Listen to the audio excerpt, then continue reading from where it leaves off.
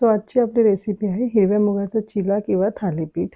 So इथे मी सगळं साहित्य घेतलेलं आहे, ज्यात तुम्ही बघू शकता वाटाणा, गव्हाचं पीठ, लसूण, मिरच्या मी 2च घातल्यात कारण हे मी माझ्या मुलीच्या टिफिनसाठी बनवते. सो इथे मूग आणि हिरवे मूग आणि लसूण, मिरची सगळं मिक्सरमध्ये त्याचं वाटण करून घ्यायचं आहे. वाटण झाल्यानंतर ते एक पातेल्यात काढा. त्यानंतर सेम तसंच आपण वाटाण्याचं सुद्धा जाडसर असं मिक्सरमधनं बारीक करून घेऊयात. तेही झाल्यानंतर नीट काढून घ्यायचं आहे ते भांड्यात. सगळं मिक्स झाल्यानंतर त्यात मी स्वच्छ धुवून चिरून घेतलेली पालक घातली आहे. त्यानंतर मी त्यात घातलं आहे तीळ. तुम्हाला हवे तेवढे तीळ तुम्ही घालू शकताय.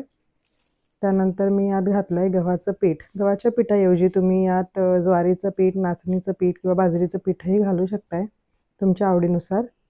त्यानंतर चवीनुसार मीठ आणि हळद घालून घ्यायची आहे. मिश्रण चांगलं एकजीव करून घ्यायचं आहे. त्याची कन्सिस्टन्सी अशी मेंटेन करा की जेणेकरून तुम्हाला ते नीट तव्यावर पसरता येईल.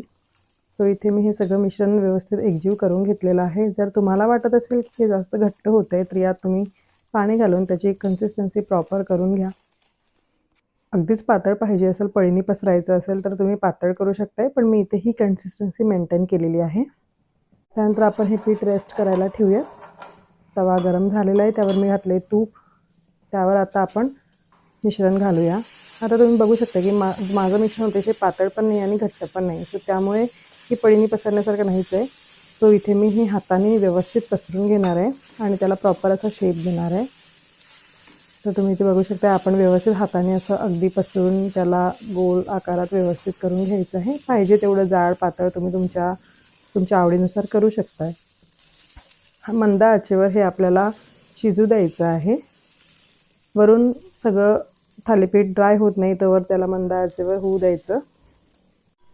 त्यानंतर आपण ह्यावर जरा तुपाची धार सोडूयात. ह्यात मी तूप वापरते कारण हे मी मुलीच्या टिफिनसाठी बनवते.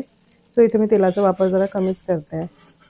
वाटते एका बाजूने खरपूस भाजला गेलेला आहे तर त्याला तुम्ही व्यवस्थित परतून घ्यायचं आहे आणि दोन्ही बाजूनी खरपूस असं भाजून घ्यायचं आहे. चवी खायला उत्तम आहे. डाएट करणाऱ्या लोकांसाठी किंवा लहान मुलांसाठी अतिशय पौष्टिक असं हे थालीपीठ आहे. तो इथे व्यवस्थित भाजून घेतलेला आहे. तुम्हाला हवे तेवढे थालीपीठ असेच तुम्ही पसरून घ्या आणि ह्याला तुम्ही सॉससोबत किंवा हिरव्या चटणीसोबतही खाऊ शकताय. चटणीची रेसिपी आपण पुढच्या व्हिडिओमध्ये बघूया. पण हे कसं झालं हे माझ्या मुलीकडूनच जाणून घेऊयात. कसं झालंय सी? टेस्ट